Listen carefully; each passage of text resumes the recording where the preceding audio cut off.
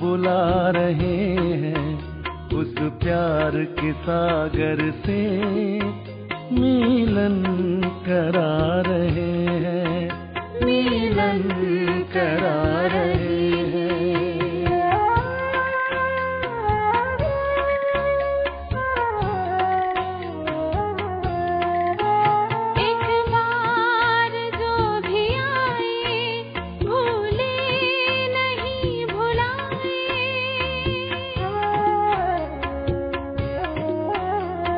बार जो भी आए भूले नहीं भुलाए, वो आत्मतृप्त होती सुख जन्मों की वो पाए। मात पिता लौकिक जीना सिखा रहे हैं, उस प्यार के सागर से मिलन करा रहे हैं, मिलन करा रहे हैं।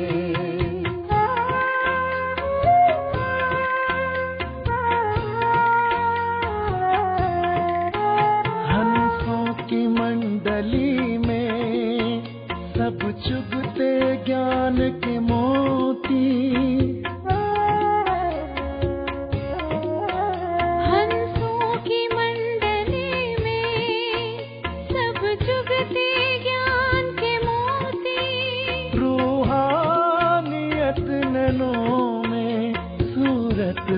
पवित्र होती। शिव बाबा स्वयं आके सबको सजा रहे हैं। ओम शांति। ചന്ദ്രഹാസ് ദാദയ്ക്ക് ചന്ദ്രഹാസ് എന്നുള്ള പേര് ബാബ എങ്ങനെ കൊടുത്തു എന്ന് നമുക്കിന്ന് കേൾക്കാം. ഒരിക്കൽ സന്ദേശി പുത്രിക്ക് ബാബ കൽപ്പവൃക്ഷത്തിൻ്റെ ദൃശ്യം വദനത്തിൽ കാണിച്ചു കൊടുത്തു.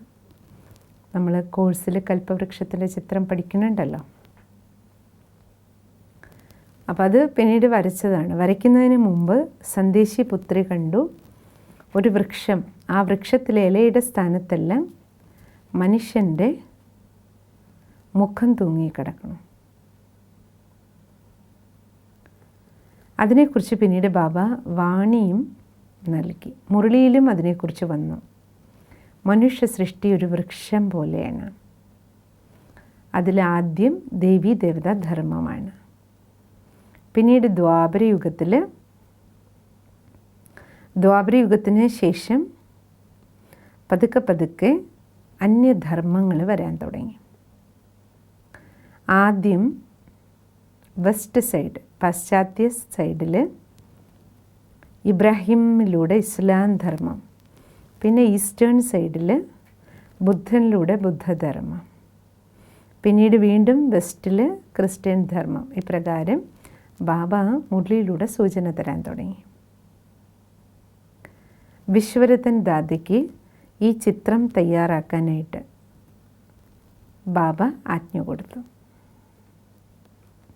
ഡിസൈൻ ഉണ്ടാക്കുന്ന കാര്യത്തിൽ ദാദാ വിശ്വരത്തൻജി വളരെ മിടുക്കനായിരുന്നു. ദാദയാണ് കൽപ്പവൃക്ഷത്തിൻ്റെ ചിത്രം തയ്യാറാക്കി ബാബയ്ക്ക് കൊടുത്തത്. പിന്നീട് ബാബ അതിനെ കറക്റ്റ് ചെയ്തു. ബാക്കിയെല്ലാം അത് കറക്റ്റായിരുന്നു. എന്നിട്ട് ബാബ എന്നോട് ചോദിച്ചു, ഇത് കറക്റ്റല്ലേ? പക്ഷെ അതിൽ സൃഷ്ടിയുടെ ആവർത്തനത്തെക്കുറിച്ച് മനസ്സിലാകുമായിരുന്നില്ല. വൃക്ഷത്തിൻ്റെ ചിത്രം കണ്ട ഓരോ കൽപ്പവും ആവർത്തിക്കുമെന്നുള്ളത്. അപ്പോൾ അതിനെ എങ്ങനെ മനസ്സിലാക്കി കൊടുക്കും? അതിനൊരു ചിത്രം വരയ്ക്കാൻ പറഞ്ഞു ബാബ. അതിൽ ദാദാ, ചന്ദ്രഹാസ് ദാദ വരച്ച ചിത്രമാണ് ബാബയ്ക്ക് ഏറ്റവും ഇഷ്ടപ്പെട്ടത്. അതാണ് ഇന്ന് നമ്മൾ കാണുന്ന സ്വസ്തികയുടെ ചിത്രം. അതിൻ്റെ റഫായിട്ടുള്ള ചിത്രം വരച്ച് ബാബയ്ക്ക് കാണിച്ചു കൊടുത്തപ്പോൾ ബാബയ്ക്ക് വളരെയധികം ഇഷ്ടപ്പെട്ടു. അപ്പോൾ ബാബ പറഞ്ഞു, കുട്ടിയുടെ ബുദ്ധി വളരെ നല്ലതാണ്, കുട്ടി വളരെ ഉയർന്ന പദവി നേടും. അതിനുശേഷം ബാബ എനിക്ക് തന്ന പേരാണ് ചന്ദ്രഹാസ്.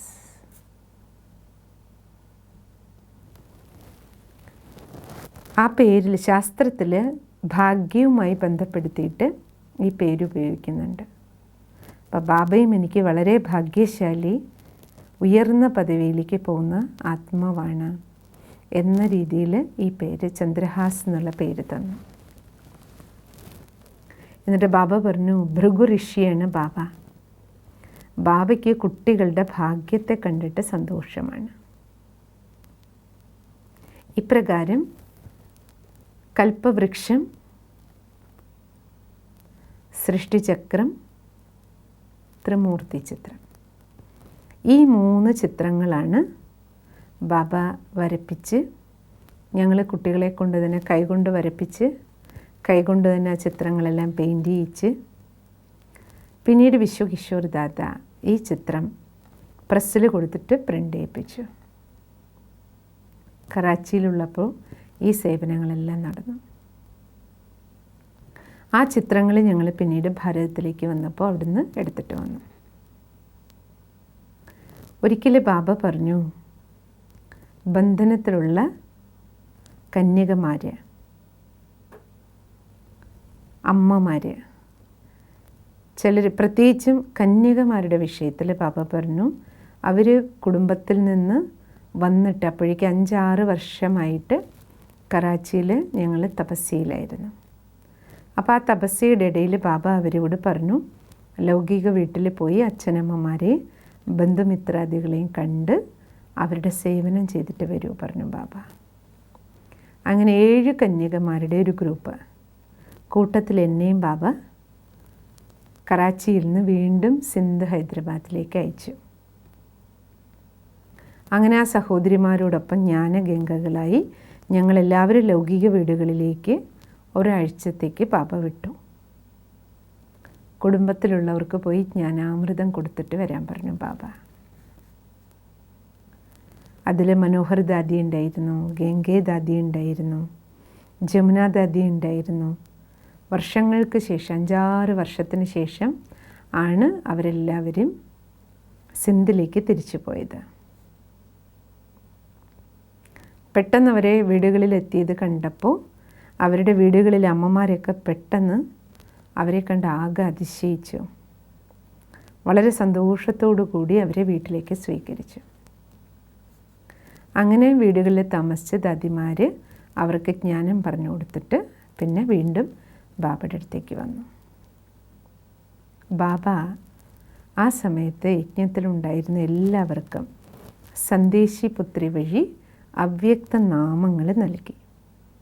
ഭട്ടി നടക്കുമ്പോൾ 14 വർഷത്തെ ഭട്ടിക്കിടയിൽ രാത്രിയും പകലും ബാബ ജ്ഞാനത്തിൻ്റെ അതിഗുഹ്യതയിലേക്കും യോഗാഭ്യാസങ്ങളിലേക്കും സാക്ഷാത്കാരങ്ങളിലൂടെ അനേക രഹസ്യങ്ങളും ബാബ അനാവരണം ചെയ്ത് തന്നുകൊണ്ടേയിരുന്നു. അങ്ങനെ ഞങ്ങളെ കുട്ടികളെ ബാബ തയ്യാറാക്കുകയായിരുന്നു. ഒരു ദിവസം സന്ദേശി പുത്രി ഗുൽജാർ ദാദി ട്രാൻസിൽ പോയി ട്രാൻസ് അവസ്ഥയിലിരുന്നു കൊണ്ട് തന്നെ യജ്ഞനിവാസികളായ എല്ലാ സഹോദരി സഹോദരന്മാർക്കും അവ്യക്ത പേരുകൾ, ബാബ നൽകിയ അവ്യക്ത പേരുകളുടെ ലിസ്റ്റ് എഴുതാൻ തുടങ്ങി. ബാബ ഇപ്പോൾ പറഞ്ഞു, സന്യാസിമാർ സന്യാസം സ്വീകരിക്കുമ്പോൾ അവർക്ക് പേര് മാറ്റാറുണ്ട്. നിങ്ങൾ സത്യമായ രാജയോഗി സന്യാസിമാരാണ്, പഴയ ലോകത്തെ സന്യാസം ചെയ്തവരാണ്.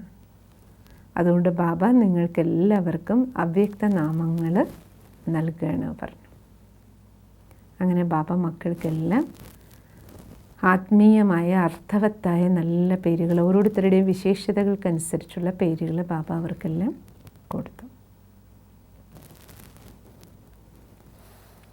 ഇനി ദാദാ വീണ്ടും സ്വന്തം അനുഭവങ്ങൾ, ബാബയുടെ കൂടെയുള്ള അനുഭൂതികൾ വർണ്ണിക്കുകയാണ്. ഭട്ടിയിൽ ജീവിതം 14 വർഷം സ്വർഗസമാനമായിരുന്നു. ബാബ മക്കളെ രാജകുമാരന്മാരെ കുമാരിമാരെ പോലെയാണ് അപ്പോൾ വളർത്തിയിരുന്നത്. ബാബ ഒരിക്കൽ ബാബയ്ക്ക് സങ്കല്പം വന്നു, കൽക്കട്ടയിലൊക്കെ രസഗുള പോലെയുള്ള നല്ല നല്ല സ്വീറ്റുകൾ ഉണ്ടാക്കാൻ അറിയുന്ന നല്ല ആൾക്കാരുണ്ട്, അപ്പോൾ ബാബ അതിൽ ഒരാളെ വിളിപ്പിച്ച് കുട്ടികൾക്ക് ഇതൊക്കെ കൊടുക്കാൻ വേണ്ടിയിട്ട് ഒരാളെ വിളിപ്പിച്ച് ആദ്യം യജ്ഞത്തിലുണ്ടായിരുന്ന ദാദിമാർക്ക്, അമ്മമാർക്ക് ഇതുണ്ടാക്കാൻ പഠിപ്പിച്ചു കൊടുത്തു. അവരെ കൊണ്ട് ട്രെയിനിങ് കൊടുപ്പിച്ചു, കൽക്കട്ടയിൽ നിന്ന് വിളിച്ചിട്ട്. അതിനുശേഷം യജ്ഞത്തിലുണ്ടായിരുന്ന മാതാക്കൾ അത് പഠിച്ചിട്ട് ആ സ്വീറ്റുകൾ ഉണ്ടാക്കി ബാബയ്ക്ക് ഭോഗ് വെച്ച് ഞങ്ങൾ കുട്ടികൾക്കെല്ലാവർക്കും തരാൻ തുടങ്ങി. കാരണം ആ സമയത്ത് യജ്ഞത്തിൽ പാലിന് കുറവുണ്ടായിരുന്നില്ല. കാരണം കറാച്ചിയിൽ ഗോശാല ഉണ്ടായിരുന്നു, അതിൽ 8-10 പശുക്കളുണ്ടായിരുന്നു. അതുകൊണ്ട് ഇഷ്ടംപോലെ പാലുണ്ടായിരുന്നു. അങ്ങനെ അമ്മമാർ എല്ലാ സ്വീറ്റുകളും ഉണ്ടാക്കാൻ പഠിച്ചു. അതായത് ബാബയ്ക്ക് ഇത്രയും സ്നേഹമായിരുന്നു, യജ്ഞത്തിൽ വളരുന്ന കുട്ടികൾക്കും ഒന്നും കിട്ടാതെ പോകരുത്. കാരണം 60ഓളം കുട്ടികളുണ്ടായിരുന്നല്ലോ ആ സമയത്ത്, ചെറിയ ചെറിയ കുട്ടികൾ. അപ്പോൾ അവർക്ക് പുറത്തുനിന്നൊന്നും വാങ്ങി കൊടുക്കില്ലല്ലോ ബാബ. അപ്പോൾ യജ്ഞത്തിൽ തന്നെ എല്ലാ സ്വീറ്റ്സും പുറത്തുണ്ടാക്കുന്ന എല്ലാം ബാബ വീട്ടിലുണ്ടാക്കി ബാബയ്ക്ക് സമർപ്പിച്ച് കുട്ടികൾക്ക് കൊടുത്തു. അത്രയും സ്നേഹമായിരുന്നു ബാബയ്ക്ക് കുട്ടികളോട്. അപ്പം എനിക്ക് തോന്നുമായിരുന്നു ബാബ എൻ്റെ അമ്മയുമാണ്, അച്ഛനുമാണ്, സർവബന്ധുവുമാണ്. അതായത് എനിക്ക് കുട്ടിക്കാലത്ത് എൻ്റെ അച്ഛനും അമ്മയും നഷ്ടപ്പെട്ടതാണല്ലോ. അപ്പോൾ ആ ഒരു കുറവ് എനിക്ക് ബാബയുടെ അടുത്ത് വന്നതോടുകൂടി പൂർത്തിയായി. ബാബ എനിക്ക് മാതാവുമായിരുന്നു, പിതാവുമായിരുന്നു. എനിക്ക് ബാബയോട് എത്ര സ്നേഹമായിരുന്നു, ബാബയ്ക്ക് തിരിച്ചും. കാരണം ബാബയ്ക്കറിയാം ആ സമയത്ത് ബ്രദേഴ്സിൽ ഏറ്റവും കൂടുതൽ വീട്ടിൽ നിന്ന് ഉപദ്രവങ്ങൾ സഹിച്ച് ബാബയുടെ അടുത്ത് വന്ന ചെറിയ കുട്ടി ഞാനായിരുന്നു. അതുകൊണ്ട് തന്നെ ബാബയ്ക്ക് എന്നോട് വളരെയധികം സ്നേഹമായിരുന്നു. ബാബയുടെ അനുവാദത്തോടു കൂടി ദിവസവും സൈക്കിളിൽ ഞാൻ ബാബയുടെ അടുത്ത് പോയി മുരളി കേട്ടിട്ട് തിരിച്ചു വരും. ബാബ താമസിച്ചിരുന്ന വീട് ക്ലിഫ്റ്റൺ ഹൗസ് എന്നാണ് അറിയപ്പെട്ടത്. അമ്മമാർ ദാദിമാരെല്ലാം കൂടി താമസിച്ചിരുന്നത്. മമ്മയോടൊപ്പം അവർ കുഞ്ച് ഭവനിലാണ്. അപ്പോൾ അവർക്ക് വന്നിട്ട് ബാബ അന്നത്തെ മുരളി എന്തായിരുന്നു അത് ഞാൻ പോയി കേട്ടിട്ട് വന്ന് ഇവിടെ പറഞ്ഞു കൊടുക്കും. ചില സമയത്ത് ബാബ ഇവർ കുഞ്ച് ഭവനിലേക്ക് വരും, അവിടെ മുരളി നടക്കും. ചില സമയത്ത് ബാബ മുരളി എഴുതിയിട്ടയക്കും. അപ്പം മമ്മ അത് വായിച്ചു കൊടുക്കും. ഇടയ്ക്ക് ബാബ നെയ്യൊക്കെ പർച്ചേസ് ചെയ്യാൻ വേണ്ടി എന്നെ ഹൈദരാബാദിലേക്ക് തന്നെ, സിന്ധിലേക്ക് തന്നെ അയക്കുമായിരുന്നു. അവിടെ പോയി ഞാൻ വാങ്ങിയിട്ട് വരുമായിരുന്നു.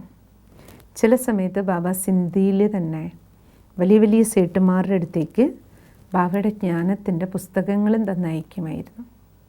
അവർക്കെല്ലാം ബാബയുടെ സന്ദേശം പോയി വീടുകളിൽ കൊടുത്തിട്ട് വരാൻ പറയുമായിരുന്നു.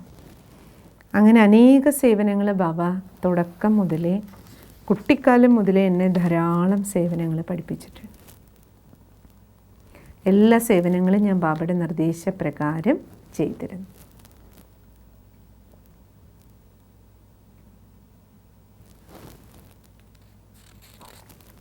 ഇനി ഇന്ത്യ പാകിസ്ഥാൻ വിഭജനം നടന്ന ആ സമയത്തെ യജ്ഞത്തിലെ അനുഭവത്തെക്കുറിച്ച് പറയണം. സെക്കൻഡ് വേൾഡ് വാർ, 2ാം ലോക മഹായുദ്ധം നടക്കുമ്പോൾ ബാബ ആ സമയത്തും മുരളികൾ നൽകിയിരുന്നു. അപ്പോഴും മുരളിയിൽ ബാബ ഇടയ്ക്കിടയ്ക്ക് സൂചിപ്പിക്കുമായിരുന്നു, യൂറോപ്പ് വാസികളായ യാദവർ അവരുടെ ബുദ്ധിയിൽ നിന്നുണ്ടാക്കിയ മിസൈലുകൾ ഉപയോഗിച്ച് നാശം നടത്തുകയാണ്. ആ സമയത്താണല്ലോ ബോംബിടുന്നത്. യാദവ സമ്പ്രദായത്തിൻ്റെ മുഴുവൻ നാശത്തിനിത് കാരണമാകും എന്നുള്ള മുരളികളൊക്കെ ബാബ ആ സമയത്താണ് നൽകിയിരുന്നത്. ഒപ്പം ബാബ പറയുമായിരുന്നു, ഭാരതത്തിൽ സിവിൽ വാർ നടക്കും. അതേ സമയം തന്നെ ഇന്ത്യ പാകിസ്ഥാൻ സ്വാതന്ത്ര്യമായി ഇന്ത്യ പാകിസ്ഥാൻ വിഭജനത്തിൽ ധാരാളം രക്തച്ചൊരിച്ചിൽ ഭാരതത്തിൽ ഉണ്ടായി. ഹിന്ദുക്കളും മുസ്ലിങ്ങൾക്കും ഇടയിൽ രക്തച്ചൊരിച്ചിലുണ്ടായി, രക്തപ്പുഴ ഒഴുക്കുകയായിരുന്നു. കുറച്ച് സമയത്തിനുള്ളിൽ വിഭജനവും നടന്നു. ഹിന്ദു മുസ്ലിം ലഹളയുടെ വാർത്തകളും അങ്ങനെ നാട് മുഴുവൻ പ്രചരിക്കാൻ തുടങ്ങി. പക്ഷെ ആ സമയത്ത് ഞങ്ങൾ പാകിസ്ഥാനിലായിരുന്നുവെങ്കിലും കറാച്ചിയിലായിരുന്നുവെങ്കിലും വേറൊരു ലോകത്തായിരുന്നു. ശിവ ബാബയുടെ കോട്ടയ്ക്കുള്ളിൽ മക്കൾ സുരക്ഷിതരായിരുന്നു. മുസ്ലിം ഗവൺമെൻറ് ഞങ്ങൾക്ക് വളരെയധികം ശ്രദ്ധ നൽകിയിരുന്നു, സുരക്ഷ നൽകിയിരുന്നു. പോലീസ് എപ്പോഴും നമ്മുടെ ബംഗ്ലാവിൻ്റെ പുറത്ത് ഞങ്ങളെ വളരെയധികം ഞങ്ങൾക്ക് സുരക്ഷ കാവലായി നിന്നിരുന്നു. ഹിന്ദുക്കളെല്ലാം കറാച്ചിയിൽ നിന്ന് ഭാരതത്തിലേക്ക് ഓടിപ്പോയി. അവരവരുടെ സാധനങ്ങളെല്ലാം ഇട്ടെറിഞ്ഞിട്ടാണ് അവരൊക്കെ പോയത്. അതിൽ പലരും ഞങ്ങളുടെയും ബന്ധുക്കളും മിത്രങ്ങളും ഒക്കെ അറിയുന്നവരും ഒക്കെ ഉണ്ടായിരുന്നു. ചിലരെല്ലാം അവരവരുടെ ഫർണിച്ചറൊക്കെ ബാബയ്ക്ക് യജ്ഞത്തിലേക്ക് തന്നിട്ട് പോയി. കാരണം അവർക്കതൊന്നും എടുത്തിട്ട് പോകാൻ കഴിയുമായിരുന്നില്ല. ചിലർ അവരവരുടെ 2, 3, 4, 5 പശുക്കളെ അതുപോലും ബാബയുടെ യജ്ഞത്തിലേക്ക് തന്നു. കാരണം അവർക്ക് പേടിയായി, മുസ്ലിങ്ങൾ നമ്മുടെ പശുക്കളെയൊക്കെ ഉപദ്രവിച്ചാലോ എന്ന് വിചാരിച്ച് അതിനും യജ്ഞത്തിൽ തന്നു പലരും. നമുക്ക് ഓൾറെഡി ഗോശാല ഉണ്ടായിരുന്നു. ബാബയ്ക്ക് 8-10 പശുക്കളുണ്ടായിരുന്നു. ഞങ്ങൾ വളരെ ശാന്തിയോടെ പുറം ലോകത്തിലെ എല്ലാ ബഹളങ്ങളിൽ നിന്നും അകന്ന് ദൈവികമായ ലോകത്തിൽ പരമാത്മ ഛത്രഛായയ്ക്കുള്ളിൽ ആത്മീയ ലഹരിയിൽ ഞങ്ങൾ ലഹരിയോടുകൂടി ജീവിച്ചു. പുറത്ത് എത്ര വലിയ രക്തപ്പുഴ. ഞങ്ങൾ 1-2 സഹോദരന്മാർ പർച്ചേസിങ്ങിനൊക്കെ പുറത്ത് പോകുന്നവർ പുറം ലോകത്തിൽ എന്താണ് നടക്കുന്നതെന്ന് ഉള്ള വാർത്ത ഞങ്ങൾ കണ്ടിട്ടാണ് വന്നിരുന്നത്. അപ്പം ഞങ്ങൾ ഇങ്ങനെ സാക്ഷിയായിട്ട് കാണുകയായിരുന്നു പുറത്തെ ലോകത്ത് എന്താ നടക്കണേ. പക്ഷേ ബാബയുടെ മക്കൾ ബാബയുടെ കോട്ടയ്ക്കുള്ളിൽ എത്ര സുരക്ഷിതമായിട്ടാണ് ജീവിച്ചുകൊണ്ടിരിക്കുന്നത്. ഇതിപ്പോൾ ഈ കൊറോണ കാലഘട്ടത്തിൽ നമ്മളും അല്ലേ ഒരു പരിധിവരെ അനുഭവം ചെയ്തതല്ലേ മറ്റൊരു തരത്തിൽ. പുറം ലോകം എത്രത്തോളം ഈ സമയത്ത് കഷ്ടപ്പാടുകളും സാമ്പത്തിക പ്രശ്നവും കുടുംബ പ്രശ്നങ്ങളും അല്ലേ എല്ലാം കൊണ്ടും എന്തെല്ലാം കഷ്ടപ്പെട്ടു. മാനസിക പ്രശ്നങ്ങളൊക്കെ കൂടുകയായിരുന്നല്ലോ. പക്ഷെ ആ സമയത്ത് ബാബ നമ്മളെങ്ങനെ സുരക്ഷിതമാക്കി വെച്ചു. നമ്മൾ ബാബയുടെ മക്കൾ, ബാബയുടെ മുരളി ഉള്ളത് കൊണ്ടല്ലേ നമുക്ക് സമാധാനത്തോടെ ഇരിക്കാൻ പറ്റിയ. ശരിക്കും പറഞ്ഞാൽ മുരളി ഇല്ലെങ്കിൽ നമ്മുടെ മാനസികാവസ്ഥ എന്താവും ആലോചിച്ച് നോക്കൂ. മുരളിയില്ലെങ്കിൽ നമ്മൾ എല്ലാവരെയും പോലെ ടെൻഷൻ അടിച്ച് ആകെ അസ്വസ്ഥമായി ജീവിതത്തിൻ്റെ കൺട്രോൾ പോയിട്ടുണ്ടാവില്ലേ. മുരളിയിലൂടെയാണ് ബാബ നമ്മളെ ശരിക്കും പാലിക്കണം. മുരളിയും പിന്നെ മുരളി കിട്ടുന്നത് കൊണ്ട് യോഗം. മുരളിയില്ലെങ്കിൽ യോഗം പോലും ഇതുപോലെ ഉണ്ടാവുമോ ആലോചിച്ച് നോക്കൂ. മെഡിറ്റേഷൻ ചെയ്യണമെങ്കിൽ ആദ്യം മനസ്സ് ശാന്തമാവണ്ടേ. ശാന്തമായ മനസ്സിനല്ലേ ഭഗവാനിലേക്ക് കണക്ഷൻ കിട്ടുള്ളൂ. മുരളി കൊണ്ട് ബാബ നമുക്ക് സാന്ത്വനം തരികയല്ലേ. മുരളി ഏറ്റവും പ്രധാനപ്പെട്ടൊരു കാര്യമാണ്. മുരളി ഉൾക്കൊള്ളാൻ പറ്റിയില്ലെങ്കിൽ നമുക്ക് യോഗവും ചെയ്യാൻ പറ്റില്ല. ശാന്തമായ മനസ്സ് ബാബയുടെ അടുത്ത് കണക്ട് ചെയ്താലാണ് പിന്നെ ശക്തി അനുഭവിക്കാൻ നമുക്ക് കഴിയുക. അപ്പോൾ ആ സംഭവങ്ങൾ ദാദാജി സ്മരിക്കുകയാണ്. പിന്നെ പാകിസ്ഥാൻ ഇന്ത്യ വിഭജനത്തിന് ശേഷം പാകിസ്ഥാനിൽ നിന്ന് ഇന്ത്യയിലേക്ക് പോയ ഞങ്ങളുടെ തന്നെ ബന്ധുമിത്രാദികളെല്ലാം അവർക്ക് ചിന്ത വരാൻ തുടങ്ങി. അവരുടെ മക്കളും ഒക്കെയാണല്ലോ ഞങ്ങളെല്ലാവരും. അപ്പോൾ അവരെല്ലാം അച്ഛനമ്മമാർ സഹിതം എല്ലാവരും ഇന്ത്യയിൽ പോയപ്പോൾ ഇന്ത്യയിലെത്തി അവർ ബാബയുടെ യജ്ഞത്തിലേക്ക് നിരന്തരം ഫോൺ വിളിക്കുകയും കത്തെഴുതുകയും എല്ലാം ചെയ്തുകൊണ്ടിരുന്നു. എല്ലാവരും ഇന്ത്യയിലേക്ക് വരാൻ വേണ്ടി പറഞ്ഞുകൊണ്ടേയിരുന്നു. ഇവിടെ സുരക്ഷിതരല്ല പറഞ്ഞിട്ട് കന്യകമാരും മാതാക്കളുമെല്ലാം ഈ മുസ്ലിം ദേശത്ത് ഇവരുടെ ജീവിതം സുരക്ഷയിലല്ല എന്നുള്ള ചിന്ത അവർക്ക് വരാൻ തുടങ്ങി. പലരുടെയും കുടുംബങ്ങളിൽ നിന്ന് കത്തുകൾ വന്നു. ഞങ്ങൾ നിങ്ങൾക്കുള്ള ടിക്കറ്റുകൾ അയച്ചു തരാം, നിങ്ങൾ കറാച്ചിയിൽ നിന്ന് ഭാരതത്തിലേക്ക് വരൂ, ഞങ്ങളുടെ അടുത്തേക്ക് വരൂ. ഇതിൽ പ്രത്യേകിച്ചും മൻമോഹിനി ദീദിയുടെ മുത്തശ്ശൻ, അദ്ദേഹം ക്ഷണിച്ചു ബാബയെയും യജ്ഞത്തെയും. കാരണം അവർക്ക് പൈസ ഇഷ്ടം പോലെ ഉണ്ടായിരുന്നു. ചെൻറായി ഫാമിലി വളരെ വലിയ ബിസിനസ്സുകാരായിരുന്നു അവർ. അവർ ദീദിയോട് പറഞ്ഞു, ഫോൺ ചെയ്തു, ഓം മണ്ഡലിയിലുള്ള എല്ലാവരും നിങ്ങൾ ഇന്ത്യയിലേക്ക് വരൂ, നിങ്ങൾക്കിവിടെ എല്ലാ ചിലവുകളും നമ്മൾ തരാം, ഇവിടെ താമസിക്കാനും നിങ്ങൾക്ക് വരാനും ഉള്ള എല്ലാ ചിലവുകളും നമ്മൾ തരാം, നിങ്ങളിങ്ങോട്ട് വരൂ പറഞ്ഞിട്ട് ദീദിയോട് ഓഫർ ചെയ്തു. അവരാണ് ഏറ്റവും കൂടുതൽ ഫോഴ്സ് ചെയ്തത്.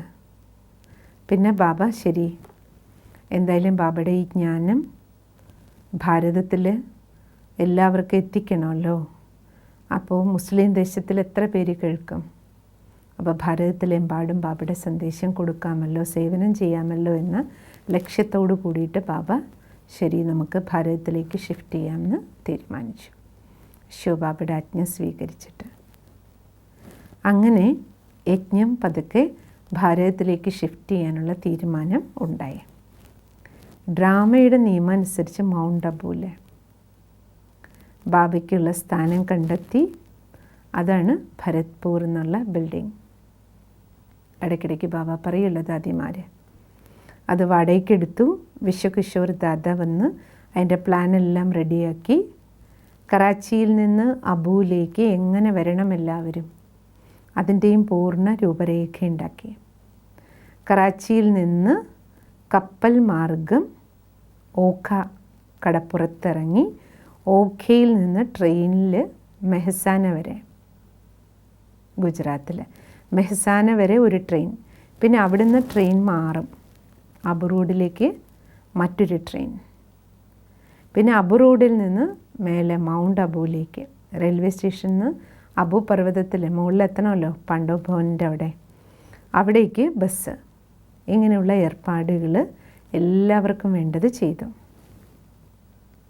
എല്ലാ കപ്പലിലും ട്രെയിനിലും എല്ലാം ബുക്കിങ്ങുകൾ ചെയ്തു. ബസ്സും എല്ലാ ഏർപ്പാടുകളും വിശ്വകിഷോർ ദാദ ഭാവുവാണ് ഇതെല്ലാം ചെയ്തത്. അങ്ങനെ കറാച്ചിയിൽ ഭാവു ഈ ഏർപ്പാടുകൾ ചെയ്തു. ഞങ്ങൾ കറാച്ചിയിൽ ഏകദേശം 15 ദിവസം എടുത്ത് സാധനങ്ങളെല്ലാം പാക്ക് ചെയ്തു. കൂടുതലുണ്ടായിരുന്ന ഫർണിച്ചറുകളെല്ലാം ബാബയോട് ചോദിച്ചിട്ട് അതെല്ലാം വിറ്റു. കാരണം പൈസയും വേണമായിരുന്നല്ലോ യാത്രയ്ക്കായിട്ട്. ബാക്കി നമുക്ക് അത്യാവശ്യം വേണ്ടതെല്ലാം ഞങ്ങൾ എടുത്തിട്ട് വന്നു.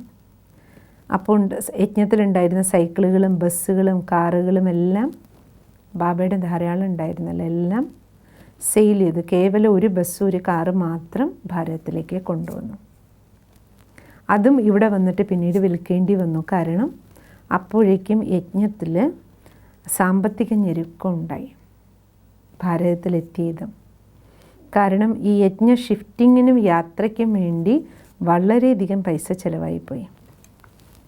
എന്തുകൊണ്ടാണെന്ന് വെച്ചാൽ മൻമോഹിനി ദീദിയുടെ മുത്തശ്ശൻ അവരാണ് ഇവിടേക്ക് ഷിഫ്റ്റ് ചെയ്യാനും ഷിഫ്റ്റിങ്ങിൻ്റെ ചിലവുകളെല്ലാം ഞങ്ങൾ ചെയ്യാമെന്ന് ഓഫർ ചെയ്തിരുന്നു. പക്ഷെ അവസാനം അദ്ദേഹം വാക്ക് മാറി. അതിൻ്റെ കാരണം അദ്ദേഹം തരാൻ തയ്യാറായിരുന്നു. പക്ഷേ ആ സമയത്ത് സിന്ധ് സമുദായത്തിലെ ഭാരതത്തിലെത്തിയ സിന്ധികളെല്ലാം ചേർന്ന് അദ്ദേഹത്തിനോട് പൈസ കൊടുക്കണ്ടാവർ. പൈസ കൊടുക്കാതിരുന്ന ഈ യജ്ഞം അങ്ങനെ ഇല്ലാണ്ടായിക്കോളും. ഈ ഓം മണ്ഡലി ഇല്ലാണ്ടാകും, അവരുടെ സത്സംഗം ഇല്ലാണ്ടാകും. അങ്ങനെ ഓം മണ്ഡലിയിലുള്ളവരെല്ലാം അവരവരുടെ വീട്ടിലേക്ക് തിരിച്ചു വരും. അതുകൊണ്ട് നിങ്ങൾ ഒരു പൈസയും കൊടുക്കരുത് പറഞ്ഞു. അങ്ങനെ അദ്ദേഹം പൈസ ദീദിക്ക് കൊടുക്കാമെന്ന് വാഗ്ദാനം ചെയ്തത് ഷിഫ്റ്റിങ്ങിന് വേണ്ടി അത് കൊടുത്തില്ല. പക്ഷേ അദ്ദേഹം അമ്മമാരും കന്യകമാരും എല്ലാം ഭാരതത്തിലെത്തണം എന്നുള്ള സങ്കല്പം അദ്ദേഹത്തിന് നടക്കുകയും ചെയ്തു. എന്നിട്ട് അവരെല്ലാവരും ഇങ്ങനെ നോക്കിയിരുന്നു. യജ്ഞത്തിലെ പൈസയെല്ലാം തീർന്നിട്ട് ഈ അമ്മമാരും പെൺകുട്ടികളെല്ലാം അവരവരുടെ ഭവനങ്ങളിലേക്ക് തിരിച്ചു വരും. ഈ സത്സംഗം ഇല്ലാണ്ടാവും എന്ന് പറഞ്ഞ് കാത്തിരുന്നു. പക്ഷെ ഡ്രാമ വേറൊന്നായിരുന്നു. അപ്പോഴേക്കും ബാബയുടെ സാമ്പത്തിക ഭാവം കൂടുതൽ ബുദ്ധിമുട്ടുകൾ ഉണ്ടായ സമയത്ത് ബാബയുടെ വാണികൾ ഇങ്ങനെ റെഡിയായി. ബാബ കുട്ടികളോട് പറഞ്ഞു, നിങ്ങൾക്ക് രാജാവായി സ്വർഗം ഭരിക്കണമെങ്കിൽ പ്രജകൾ വേണ്ടേ? ആരുടെ മേലെ നിങ്ങൾ രാജ്യം ഭരിക്കുക? അതുകൊണ്ട് ജ്ഞാനാമൃതം ദേശവിദേശത്തേക്ക് പോയി എല്ലാവർക്കും കൊടുക്കണം. ഈശ്വരീയ സന്ദേശം നൽകാൻ യജ്ഞത്തിൽ ജന്മം എടുത്ത് വളർന്ന നിങ്ങൾ എല്ലാവർക്കും പോയി ഈ സന്ദേശം കൊടുക്കാനുള്ള പ്രേരണകൾ ബാബ മുരളിയിലൂടെ കൊടുത്തു. യജ്ഞത്തിലെ കുതിരകളെ അഴിച്ചുവിടുന്നത് പോലെ, അങ്ങനെയാണല്ലോ അശ്വമേധ യാഗത്തിൽ. അതേപോലെ ബാബ തൻ്റെ കുട്ടികളെ ഈശ്വരീയ സന്ദേശം കൊടുക്കാൻ വേണ്ടിയിട്ട് പ്രേരണ കൊടുത്തു. ബാബ പറഞ്ഞു 9 ലക്ഷം പേരെ നിങ്ങൾ തയ്യാറാക്കണം.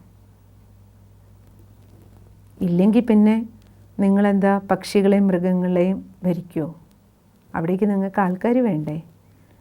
അങ്ങനെ ബാബ മക്കളുടെ ഉള്ളിൽ ഈശ്വരീയ സേവയ്ക്കുള്ള പ്രേരണകൾ കൊടുത്ത് അങ്ങനെ പതുക്കെ ഭാരതത്തിൽ സേവനത്തിലേക്ക് ഇറങ്ങാൻ വേണ്ടിയിട്ട് ദാദിമാർ ചെറിയ ഗ്രൂപ്പുകൾ റെഡിയായി. ഇനി അതിനെക്കുറിച്ച്, സേവാർത്ഥമുള്ള യാത്രയെക്കുറിച്ച് ഇനി അടുത്തത് ദാദാജി പറയണം. അതിൽ തൻ്റെ അനുഭവം പറയാണ് ദാദ. നമുക്ക് അടുത്ത ആഴ്ച നാളെ കേൾക്കാം.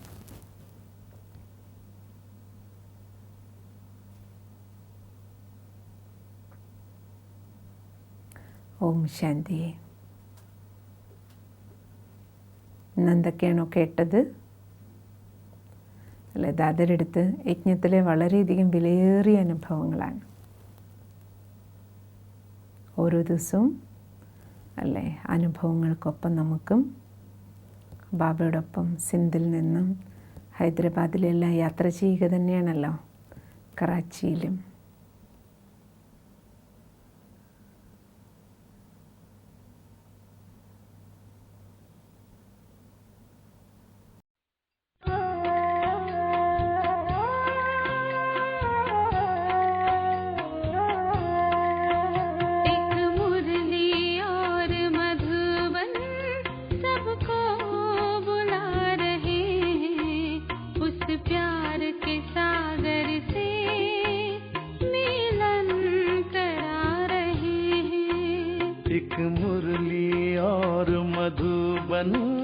सबको बुला रहे हैं, उस प्यार के सागर से मिलन करा रहे हैं, मिलन करा रहे हैं।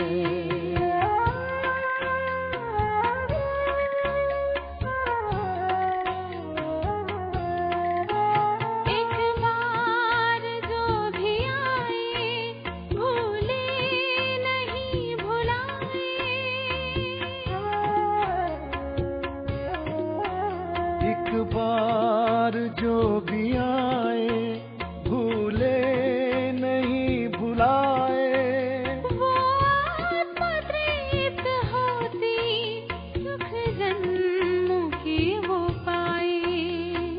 मात पिता लौकिक जीना सिखा रहे हैं, उस प्यार के सागर से मिलन करा रहे हैं, मिलन करा रहे हैं।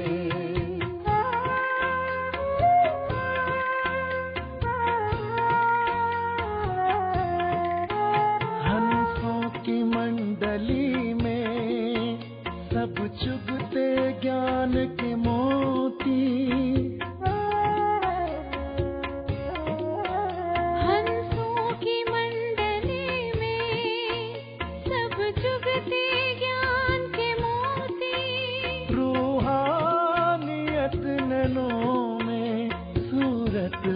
पवित्र होती। शिव बाबा स्वयं आके सबको सजा रहे हैं, उस प्यार के सागर के मिलन करा रही है, मिलन करा रही है।